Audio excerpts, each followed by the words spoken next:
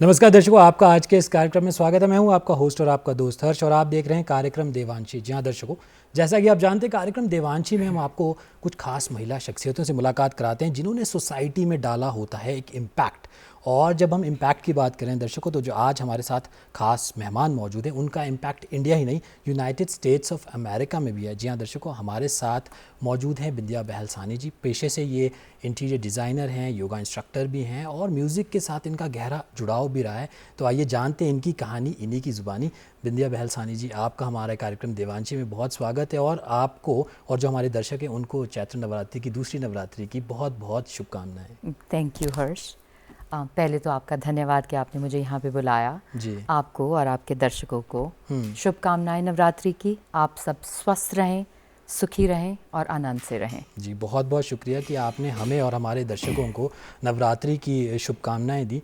बिंदिया जी, मैं आपसे ये जानना चाहूँगा कि जब हम बात करते हैं ईस्ट मीट्स वेस्ट, और मैंने जैसे शुरुआत में आपका तारुफ भी किया कि इंडिया ही नहीं, यूनाइटेड स्टेट्स ऑफ अमेरिका में भी आपका डंका बजता है। तो आप अपने आप को इंडियन मानती हैं, अमेरिकन मानती हैं? आपके दिल में क्या, आपका दिल क्या कहता हर्ष, मेरी पैदाइश हिमाचल की है, इंडिया की है, तो हमेशा मैं एक इंडियन रहूँगी।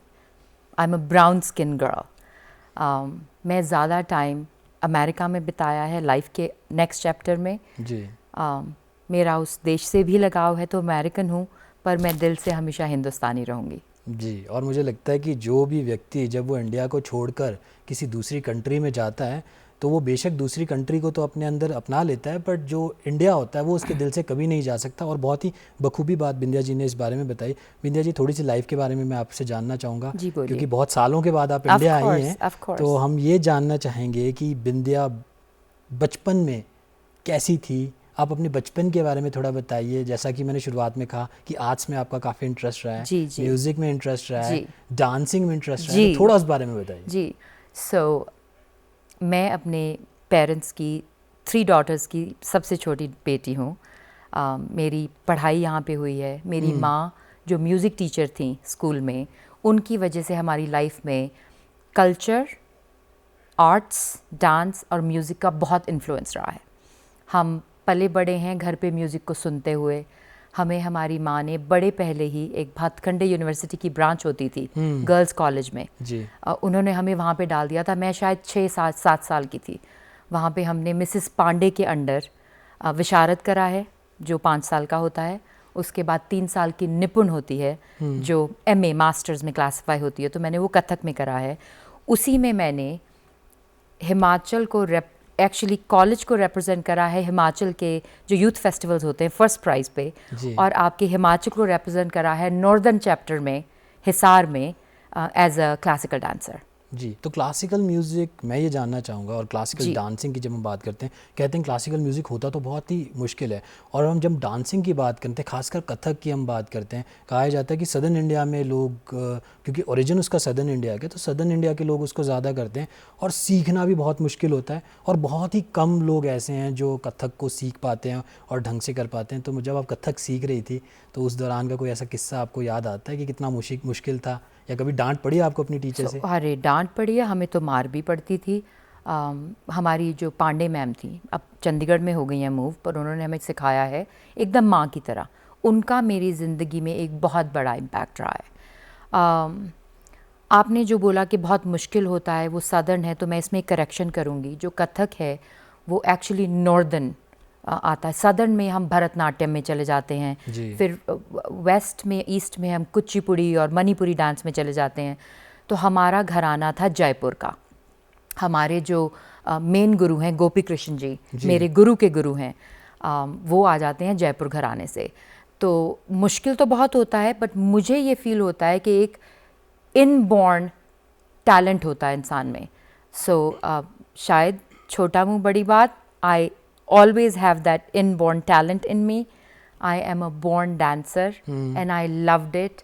और जब मैंने ये करा, क्या अभी भी आप मज़ा आ करती हैं गया। जब फ्री टाइम आपको मिलता है? जी, तो क्या अभी भी मैं डांस dancing से करती हैं? कनेक्टेड हूँ। मैं वहाँ पे अपना फॉर्म डांस का तो एक्चुअली किसी फंक्शंस में हो जाता है, पर सालसा सीखती हूँ, बॉल रूम डांसिंग सीखती हूँ। तो वो पार्ट मेरी लाइफ का रहेगा हमेशा, वो छूट नहीं सकता। जी, वो मेरे अंदर है। जी जी। तो इंटीरियर डिज़ाइनिंग में कैसे आपका इंटरेस्ट हुआ, क्योंकि जैसा आपने कहा you are a born dancer, Yes. आपको डांस में बहुत इंटरेस्ट था जी, और खासकर जी, कथक में, जी। तो इंटीरियर डिज़ाइनिंग के बारे में आपने कैसे सोचा? सो डांस का इतना ज़्यादा इम्पैक्ट था, I wanted to become a professional dancer. पर जब थोड़े बड़े हुए, थोड़ी बुद्धि और बढ़ी और माँ बाप का थोड़ा इन्फ्लुएंस ज़्यादा रहता है हम पे, उन्होंने कहा कि कुछ और लाइफ में करना पड़ेगा। तो मुझे आर्ट्स का ज़्यादा सा, फैशन डिज़ाइनिंग का। सो चंडीगढ़ में एक स्कूल होता था, कॉलेज ऑफ इंटीरियर डिज़ाइनिंग, हम वहाँ बोर्डिंग स्कूल में गए अपनी स्कूल एजुकेशन के बाद, और वहाँ से कंप्लीट करी अपनी डिग्री, और फिर आगे थोड़ा सा काम करा, और फिर नेक्स्ट चैप्टर ऑफ लाइफ में चढ़े गए। जी, और Yes. Next chapter of life के बारे में जब हम जी, बात करते हैं, जी, जी। इंटीरियर डिज़ाइनिंग आपने की, जी। आपने डांसिंग को भी अपनी जी। लाइफ में अपनाया, और जैसा आपने कहा कि you are a born dancer, उसके बाद लाइफ में क्या चेंज आया? 180 डिग्री चेंज कि अचानक जब अब्रॉड में शादी हो जाए एक फॉरेन बॉर्न इंडियन से, तो ऐसा लगता है कि जो तुमने क ख ग घ बचपन से सीखा है ABCD, उसको सबको दोबारा सीखना पड़ता है, पर तुम्हारी उस टाइम उम्र जवानी की होती है। So it takes a toll on you. तुम्हारी ज़िंदगी में थोड़ा कॉन्फिडेंस कम हो जाता है, थोड़ा इनसिक्योरिटी आ जाती है। पर अगर तुम्हारे अंदर शक्ति है, तुम्हारे माँ बाप ने तुमको एक कॉन्फिडेंस दिया है, तुम में वो बचपन से इंस्टिल करा था कि तुम हो, तुम ही एक लड़का हो, तुम ही एक लड़की हो, जेंडर सिर्फ फ़र्क है, तुम वो सब कुछ कर सकती हो। तो उस शक्ति के हिसाब से तुम हैंडल कर सकते हो। सो आई फियर कि वो मैंने एक जो रेजिलियंस है उससे मुझे कॉन्फिडेंस मिला, and I actually became a better person. जी, तो Yeah. फर्स्ट टाइम आप अब्रॉड कब गए और आपकी शादी की उसके बाद क्या तुरंत ही आपकी शादी हो गई थी? मैं जब दिल्ली में काम कर रही थी, वहाँ पे मुझे एक और आर्किटेक्ट मिले जिन्होंने मेरा काम देखा, और उन्होंने मुझे दुबई में जॉब ऑफ़र करी। उस टाइम मेरी बड़ी बहन जो अब कैलिफोर्निया में है, वो दुबई में रहती थी, तो मैं जा सकती थी, अदरवाइज़ माँ बाप ना भेजते। तो मैं दुबई में 1993 फ़रवरी में इंटरव्यू के लिए गई, और मैंने वहाँ पे 7 डे काम करा, बिकॉज उस टाइम सिर्फ 7 डे वीज़ा मिलता था टूरिस्ट का। जी। तो मैंने वहाँ 7 डे काम करा और मेरी सिलेक्शन हो गई। फिर मुझे वापस आना था, क्योंकि वो मुझे स्पॉन्सर करते और फिर मैं जाती वहाँ जॉब के लिए। जी। उस दौरान में हमारे पति परमेश्वर, माय हस्बैंड, दिल्ली आए हुए थे। उनसे फैमिली से मेल जोल की मुलाकात हुई, और आप यकीन नहीं करेंगे, उनसे मैं मार्च 4 को मिली थी, और मार्च 18 को हमारी शादी हो गई। जी। एंड मार्च 30 को मैं कनाडा में थी, बिकॉज वो क्यूबेक बॉर्न है, मॉन्ट्रियल बॉर्न। जी। जी। तो आपके अपने हस्बैंड के बारे में थोड़ा हमारे दर्शकों को बताइए, क्योंकि कहा यह जाता है, वैसे तो लोग ये कहते हैं कि एक सक्सेसफुल मैन के पीछे एक वाइफ का बहुत बड़ा योगदान होता है, जी। बट आपको लगता है कि ये स्टीरियोटिपिकल है? आपको लगता है कि आपके हस्बैंड का भी बहुत बड़ा रोल रहा है आपकी लाइफ में? You know Harsh, it's a union, ये एक टुगेदरनेस होती है। बिल्कुल एक दूसरे के पीछे सक्सेस का हाथ रहता है। अगर एक दूसरे को डिस्ट्रॉय करना हो, किसी को एकदम ख़त्म करना, उसके पीछे भी पति पत्नी का हाथ रहता है। और इसीलिए कहते हैं कि सोच समझ के शादी करनी चाहिए, because this is a life time commitment. तो एक ये अच्छा सफ़र गुजर सकता है आपका, या यही सफ़र शेकी हो सकता है, अब ये डिपेंड करता है। तो उनके लिए जो आपने मुझे पूछा है, वो बॉर्न एंड ब्रॉट अप है कनाडा, क्यूबेक के, फ्रेंच प्रोविंस है ये कनाडा का। उन्होंने वहाँ से अपनी सारी एजुकेशन करी है फ्रेंच में, और दिल अभी भी है हिंदुस्तानी। वो पंजाबी हैं, और उन्हें छोले भटूरे और सारे पंजाबी खाने बहुत पसंद हैं। And he is a physician, he is a surgeon. शुरू में शायद हमारे में ज़्यादा अंडरस्टैंडिंग नहीं थी, बिकॉज़ मैं हिंदुस्तानी थी, वो भी हिंदुस्तानी हैं, पर वो वहाँ के बॉर्न हैं, तो हमारे कल्चर में बहुत फ़र्क है।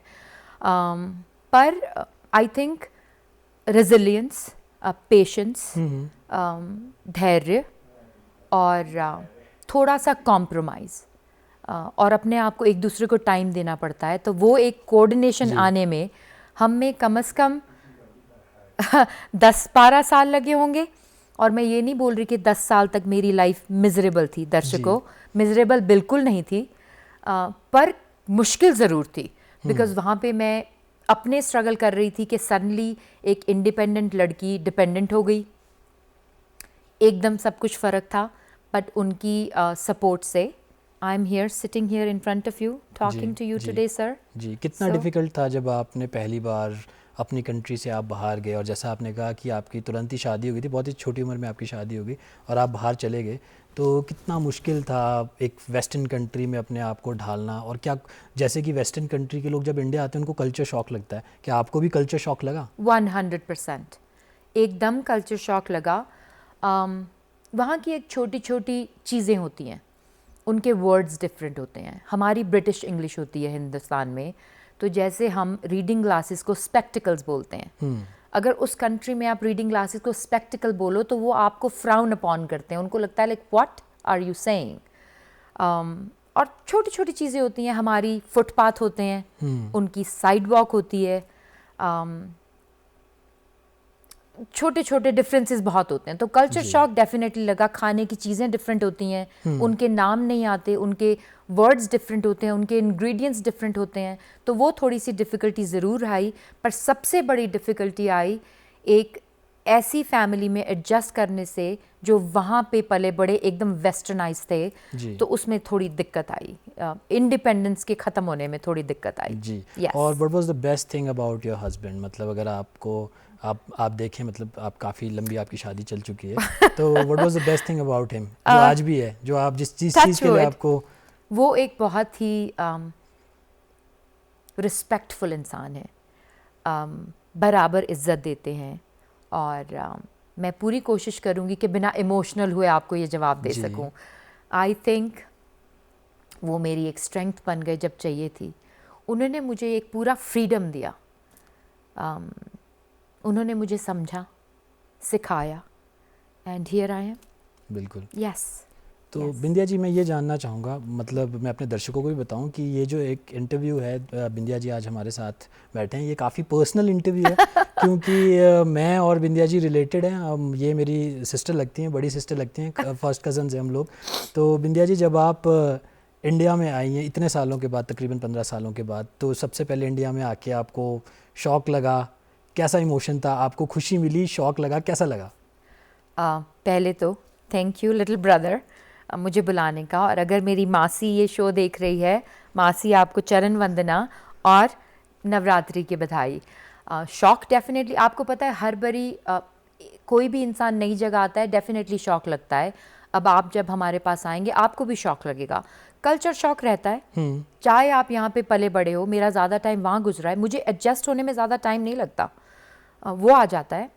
पर थोड़ा शॉक लगता है कि हम इतना ज़्यादा आगे बढ़ गए हैं, फिर भी हम थोड़े से पिछड़े हुए हैं। थोड़ी इवॉल्वनेस थोड़ी स्लो स्पीड पे है, थोड़े जो हमारे दकियानूसी ख़यालात हैं और या हमारी जो एक सोच है वो एक सीमित रह गई है, उसमें थोड़ा सा शॉक लगता है। बाकी जो हलचल है उसकी थोड़ी आदत है और थोड़ी इरिटेशन होती है, उसको एडजस्ट करना पड़ता है, because India is India. You can take a Indian out of India but you can not take an India out of an Indian. बिल्कुल सही बात, बखूबी आपने ये कहा। तो जब आप इंडिया में अभी आए हुए हैं, तो इंडिया में आप कहाँ कहाँ घूमने गई, कौन कौन सी ऐसी चीज़ें जो आपने खाई? क्योंकि मैक्सिमम लोग जो बाहर रहते हैं, जो कि बेशक वो इंडियन बॉर्न होते हैं पर फॉरेन सिटीजन्स होते हैं, वो इंडिया में बहुत सारी चीज़ें मिस करते हैं। छोले भटूरों का आपने जिक्र किया कि जो आपके हस्बैंड हैं छोले भटूरे वो बहुत पसंद करते हैं, तो क्या क्या चीज़ें की आपने, कहाँ कहाँ घूमने गए, क्या क्या खाया? मेरा थोड़ा मुश्किल है जवाब, क्योंकि मुझे थोड़ा स्ट्रीट का खाना पसंद नहीं है, पर मेरे पति देव को उन्हें बहुत स्वाद लगता है। तो वो क्या करते हैं, जब वो यहाँ हफ्ते के लिए आते हैं, वो लास्ट का एक दिन रखते हैं कि वो ग्रेटर कैलाश में प्रिंस चाट के पास जाके अपनी चाट खा लें, और अगर तबीयत ख़राब हो तो वो प्लेन पे हो वापस घर जाने के लिए। एज ऑफ मी, आपने बोला कहाँ घूमें, मेरा घूमना ये थोड़ी मेरी ऑफिशियल विज़िट है। मेरी माँ का यहाँ पे एक घर है जिसकी सिलसिले में मैं यहाँ पे आई हूँ। वो सीनियर सिटीज़न हो गई हैं, ज़्यादा उनका ट्रैवल अब यहाँ नहीं हो पाता, तो थोड़ा उनका टेक केयर करने के लिए आई हूँ। काम घूमने के लिए एक्चुअली बहुत एक बढ़िया जगह पे, जहाँ पे आपने मेरा साथ दिया, हम अपने नाना के घर गए, हमने अपनी माँओं को 3 जनरेशन को वहाँ लेकर गए, वो बहुत खूबसूरत लगा। और आपने मुझे वो पहाड़ दिखाया, मुझे नाम भूल गया है उनका, दैट वाज वेरी ब्यूटीफुल। और पहली बारी मैंने देखा जब हम यहाँ ग्रो अप कर रहे थे और जब वहाँ जाया करते थे पार्डन में, वहाँ पे हमने उस टाइम नहीं देखा था कि वो पेड़ों को इस तरह टूल से कवर करते हैं अपनी क्रॉप को बचाने के लिए, सेब को बचाने के लिए। जी। उस टाइम वैसा नहीं था। वो देख के बहुत खूबसूरत लगा, वो एक थोड़ा एडवांस लगा।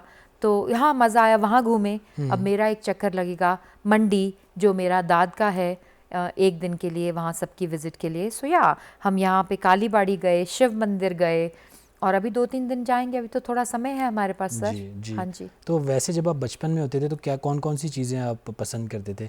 लोग कहते हैं कि चने भटूरे, जब हम शिमला की बात करते हैं, शिमला में बहुत अच्छे चने भटूरे मिलते हैं। जी। और खासकर आइसक्रीम की हम बात करें, बहुत सारे हमारे दर्शक एग्री करते होंगे कि आइसक्रीम, अगर आप शिमला घूमने आ रहे हैं दर्शक, तो आप कहीं पर भी चले जाए, शिमला में बहुत ही फैबुलस आइसक्रीम मिलती है। तो आइसक्रीम क्या ट्राई किया आपने? उसकी मेरी एक बचपन की, एक मेरा उसमें पूरा बचपन एक कैद हो जाता है। एक पुड़िया वाले होते थे, उस टाइम उनको पुड़िया वाला बोलते थे जी। वो होते हैं पुड़िया वाले। दर्शकों, अगर आपको नहीं पता है, मेरी जनरेशन की जो मैं बात कर रही हूँ, वो होते थे, स्कूल के ऊपर बैठते थे एक छोटा सा डब्बा लेके, उसमें उनके चने और उनकी मूंगफली की और चना जोर गरम की पुड़िया बनाते थे, और उनके पास चूरन होता था। वो आज मेरी भी है बचपन की याद है। अच्छा, वो है तो खिलाइए प्लीज़, वो मैं खाऊंगी। जी। वो मेरी बचपन की याद है। और एक है स्ट्रॉबेरी फ्लेवर की सॉफ्ट सर्व एम्बेसी की आइसक्रीम, जिसपे वो ऊपर से वेफर लगा के देते हैं। उसमें मेरा पूरा चाइल्डहुड कवर हो जाता है। और एक सेंट बीट्स के बाहर गोलगप्पे वाले सर बैठते थे, उनसे हम गोलगप्पे खाते थे, और कम से कम 15, 20, 25 खा जाते थे, पता नहीं चलता था। पर अब थोड़ी मुश्किल है, बट उसमें मेरा पूरा चाइल्डहुड। और संजोली में जो पप्पी जी का ढाबा है, वहाँ के पराठे, वाह। या और आशियाना की कॉफ़ी। यस जी, मतलब कहीं ना कहीं आपको अपना पूरा चाइल्डहुड यस, अभी तक इसलिए याद निकल है। जाता है। जी जी, ऑफ कोर्स जी। और जब हम खाने पीने की बात कर ही रहे हैं और आपने इतनी सारी चीज़ों का जिक्र किया कि ये सारे आपकी बकेट लिस्ट में, मुझे लगता है कि शायद आपकी बकेट लिस्ट में है ये सारी चीज़ें ट्राई करना। मैं आपसे थोड़ा सा ये जानना चाहूँगा कि हम कहते हैं कि जब कोई ब्राउन पर्सन फॉरेन कंट्री में जाता है, उसके लिए बहुत डिफ़िकल्ट होता है। आपने कहा भी कि थोड़ा कल्चर शॉक तो होता है। कुछ लोग ये कहते हैं कि आपको रेसिज्म का भी सामना करना पड़ता है, मतलब इतनी वेलकमिंग नहीं होती फॉरेन कंट्रीज़। तो प्लीज़ आप हमारे दर्शक जो भी देख रहे हैं उनको क्लियर कीजिए कि हम लोग यहाँ पे सोचते हैं कि रेसिज्म का सामना हमें करना पड़ सकता है, बट क्या सच में यूनाइटेड स्टेट्स ऑफ अमेरिका की मैं बात करूँ या कनाडा की मैं बात करूँ, वहाँ पे रेसिज्म मतलब जिसको हम कहते हैं रंग द्वारा भेदभाव करना, ऐसा किया जाता है? आपका सवाल थोड़ा गहरा है, डीप है, तो उसको मैं कोशिश करूँगी पूरी ऑथेंटिसिटी और ऑनेस्टी से जवाब दे सकूँ। हर्ष, आप अपने देश में देख लो, यहाँ पे रेसिज्म है? बिल्कुल। ओके। तो अब आप अपने आप को एक फॉरेन कंट्री में ले गए हो जिसमें कलर डिफरेंस है। हाउ एवर,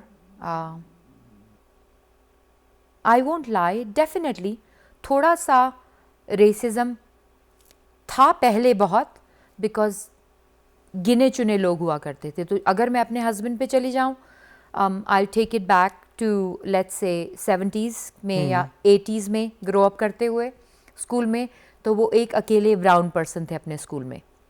उनको डेफिनेटली नेम कॉलिंग होता था वाइट फ्रेंच लोगों की वजह से। उन्हें पता नहीं था कि इंडिया और पाकिस्तान और दिस कंट्री में क्या फ़र्क है, तो उनको नेम कॉलिंग डेफिनेटली होती थी। क्या उनको इस बात से फ़र्क पड़ा? आई एम श्योर पड़ा होगा। उन्होंने उसको अपनी स्ट्रेंथ बना लिया। He became brighter and brilliant and smarter. क्या मुझे ऐसा करना पड़ा? मुझे खुद कभी ये महसूस नहीं हुआ, बट हाँ, मैंने किस्से ज़रूर सुने हैं, और 9/11 के बाद सुने हैं किस्से, बिकॉज लोगों को जानकारी नहीं है कि अफ़गानिस्तान कहाँ है और अरब कहाँ है और इंडिया कहाँ है और हमारी सिखिज़म क्या है, हिंदुइज़म क्या है। They don't know all this in detail. So definitely थोड़ा बहुत पड़ा, पर अगर आप वहीं से घूम के अपने देश में आ जाएं, क्या अभी तक हम भेदभाव नहीं करते हैं क्या? छोटा बड़ा नहीं करते हैं क्या? सो चलता है जी, चलता है, पर पहले यहीं से शुरू करें ना हम अपना भेदभाव ख़त्म। बिल्कुल। जी। और ये सारी चीज़ें हर जगह होती है जहाँ पे सामाजिक लोग रहते हैं, और जब समाज की हम बात करते हैं, सामाजिक ताने बाने की हम बात करते हैं, ये सारी चीज़ें होती हैं और इन सब चीज़ों से हम गेट रिड करने की कोशिश कर रहे हैं और काफ़ी हद तक हम इस चीज़ में सफलता भी हासिल कर चुके हैं। मैं हेल्थ के बारे में आपसे जानना चाहूँगा। कहा यह जाता है कि हेल्दी रहना बहुत ज़्यादा ज़रूरी है और ख़ासकर अगर हम इंडिया की बात करें और हम हिमाचल की बात करें तो बिंदिया जी, ये जान के आपको बड़ी हैरानी होगी कि अगर हम स्टैटिस्टिक्स लें, ख़ासकर कैंसर की हम बात करें तो कैंसर में जो हिमाचल है वो नंबर 2 नंबर 5 में आता है ऑल ओवर इंडिया। तो हेल्दी रहने के लिए आप अमेरिका में क्या क्या करती हैं? आपकी हेल्दी रूटीन क्या रहती है? ये आपने एक मेरा बहुत पर्सनल सवाल करा है। मैं एक हेल्थ कॉन्शियस इंसान हूँ। मैं कोशिश करती हूँ कि अपने अंदर जो भी डालूँ वो कम से कम 90% फार्म टू टेबल रहे, चाहे वो सीड हो, चाहे वो ग्रेन हो, चाहे वो फ्रूट हो या वेजिटेबल हो। उसके अलावा जो जैसे 5-10% की चीज़ें हैं, जैसे कॉफ़ी है वो फार्म टू टेबल है पर मुझे पता है प्रोसेस होके आई है, एक कप कॉफ़ी। तो मुझे बड़ा आश्चर्य हुआ सुन के कि हिमाचल का ये है। आई थिंक ये लंग से रिलेटेड है क्योंकि हम थोड़े हाई एल्टीट्यूड पे हैं और अगर कोई यहाँ पे स्मोकर है दिक्कत पड़ती है उससे, आपको वो हिंडर करता है आपकी हेल्थ को। और हम में एक और यहाँ पे अवेयरनेस नहीं है, जो हम घर में इतने भारी भारी धूप और अगरबत्तियों को फूंकते हैं भगवान के लिए, उसका जो धुआं है वो कार्सिनोजन है, वो हमारी लंग्स को इफ़ेक्ट करता है। तो दर्शकों से भी निवेदन है और जो भी देख रहा है ये कि वो जो ये लगाएं थोड़ा सा पूजा में कर लें, बिकॉज हमारा दिमाग में वो पड़ा है कि भगवान को धूप दीप चढ़ाना है, उसके बाद आप बाहर एक पॉट में लगा दें उसे। हेल्थ के लिए जो आपने मुझे बोला, सबसे बड़ी बात जो मैंने यहाँ देखी है, आप लोग खाना बहुत देर से रात को खाते हैं। आपका रात का खाना जो हमारी लैंग्वेज में सनसेट है, आपकी लैंग्वेज में उसको सायंकाल बोलते हैं जी। आपका खाना दर्शकों 6, साढ़े 6, 7 से पहले ख़त्म हो जाना चाहिए और 7 बजे से लेकर आपको कम से कम सुबह 10, साढ़े 10 बजे तक कुछ नहीं खाना चाहिए सिवाय पानी के। जी। गर्म पानी के, पानी नींबू के साथ, पानी हल्दी और अदरक के साथ। जी बिल्कुल। और जब हम स्पिरिचुअलिटी की बात करें, जैसा कि आप जानते हैं कि नवरात्रि चल रही है और दूसरा दिन है आज नवरात्रि का, तो अभी तो खैर आप एक ऑफिशियल वर्क पे इंडिया में आए हुए हैं, पर आप नवरात्रि कैसे सेलिब्रेट करती हैं और क्या आप स्पिरिचुअल हैं? तो मैं जब यहाँ पे पली बड़ी थी तो मेरी माँ जो हमें सिखाया था वो दुर्गा सप्तशती के पाठ हैं जो वो 7 दिन बैठाती थी, पढ़ती थी, उनके 13 अध्याय करती थी, हमसे भी 5वां अध्याय कराती थी। उसमें एक दुर्गा स्तुति है, आई एम श्योर आपके दर्शकों को पता है, वो बहुत अच्छी स्तुति है, सबको करनी चाहिए। जूते पहने हैं वरना मैं आपको मंत्र पढ़ देती उसका सर। उसके अलावा हमें जॉब भिजवाती थी वो, और हम व्रत पहला और आखिरी करते थे, बाकी हमारी माँ करती थी। और आई थिंक 8वें और 9वें दिन हवन होता था घर पे और फिर खाना अच्छा मिलता था, वही हमारा उस टाइम था। अब जो हम करते हैं, मैं रिचुअलिस्टिक ज़्यादा नहीं हूँ, I had to learn a little bit more. मैं रिचुअल से ज़्यादा स्पिरिचुअलिज्म पे गई हूँ, बिकॉज मुझे लगता है कि कभी कभी हम अपने ही रिलीजन को अपने ही लिए थोड़ा डिफ़िकल्ट बना देते हैं। And I am not speaking to all people जो इस चीज़ को बिलीव करते हैं, प्लीज़ आप करिए। मेरे लिए और जो मेरी फैमिली के लिए ठीक बैठता है, मैं वहाँ पूरे 9 दिन का फास्ट करती हूँ जी। उसमें मैं कोई फलाहार दिन में नहीं खाती हूँ, फ्रूट खाती हूँ, ड्राई फ्रूट खाती हूँ, और शाम को सायंकाल से पहले भगवान के सामने फेथ अपने को नमस्ते टेक के अपना खाना खा लेती हूँ नॉर्मल। मैं अपनी फैमिली पे कोई फोर्स नहीं करती हूँ कि वो करें, but I believe that a good religion teaches people to be kind, to be considerate, to be respectful and have faith कि कोई ऊपर हैं जो हम पे नज़र रखते हैं। बिल्कुल। और तो इसलिए अपने आसपास के लोगों के लिए, स्पेशली अपने पेट्स पे काइंडनेस रखें, बहुत ज़रूरी है जी। ग्रोइंग अप आप लोग 3 सिस्टर्स थी जी, तो कैसा माहौल रहता था घर का, और क्या कभी आप तीनों आपस में कभी छोटी मोटी वो बहसबाजी भी होती थी, कभी लड़ाई झगड़ा भी होता था, और आप तीनों घूमने कहाँ जाया करती थी? झगड़ा शायद होता था, पर जैसे मैंने आपको कहा हाई आर्की घर में चलती थी। माँ के बाद बड़ी बहन थी, फिर बीच वाली बहन थी और फिर मैं थी। मैं थोड़ी छोटी थी, हमेशा से थोड़ी ब्लैक शीप थी, रूल ब्रेकर थी, बबली थी और थोड़ी शायद शैतान भी थी। तो ट्रबल रहती थी साथ में। स्कूल में कम रही, कॉलेज में ज़्यादा ट्रबल पड़ गई क्योंकि तब बड़े हो गए थे थोड़ा। झगड़े भी रहते थे थोड़े बहुत, आर्ग्यूमेंट भी रहते थे, पर ऐसा मुझे कुछ याद नहीं है जो इम्पैक्ट कर गया हो कि ओ माय गॉड मुझे इस तरह टॉर्चर किया, ऐसा कुछ नहीं था। घूमने के लिए हर्ष बहुत छोटी सी दुनिया थी। माँ बाप काम करते थे और हम लोग संडे के संडे पिकनिक पे जाते थे। और हमारी जहाँ मासी आपकी मम्मा रहती हैं उसके आगे एक जगह होती थी गोल पहाड़ी। बिल्कुल, मुझे वहाँ की बहुत प्यारी यादें हैं। मासी को शायद याद होगा, मासी हम वहाँ बहुत जाते थे और खूब मज़े करते थे। जी बिंदिया जी, आप हमारे कार्यक्रम देवांशी में आई और आपने अपने जीवन के दिलचस्प किस्से हम लोगों के साथ शेयर किए। मुझे लगता है हमारी जो ऑडियंस है, दर्शक, उन्होंने भी काफ़ी इन्जॉय किया होगा। इस कार्यक्रम में आने के लिए आपका बहुत बहुत शुक्रिया। अरे आपका बहुत बहुत शुक्रिया और आपके दर्शकों का भी बहुत बहुत शुक्रिया। कोई गलती हो तो माफ़ कीजिएगा और आपके दर्शकों से एक मैसेज शेयर करूँगी। आप अपने स्वास्थ्य का ख्याल रखिए और हमेशा याद रखिए कि सब कुछ यहाँ से शुरू होता है। कोई फ़र्क नहीं है आप लड़की हो या लड़का हो, एक बराबरी रहती है। एक दूसरे का साथ दीजिए, एक दूसरे को एनकरेज करिए। अगर ये नवरात्रि है, women power, so please respect your ladies, that's really important, and please demand the same respect back. Thank you for having me. और दर्शकों, आज के देवांशी कार्यक्रम में बस इतना ही। अब मुझे दीजिए इजाज़त। नमस्कार।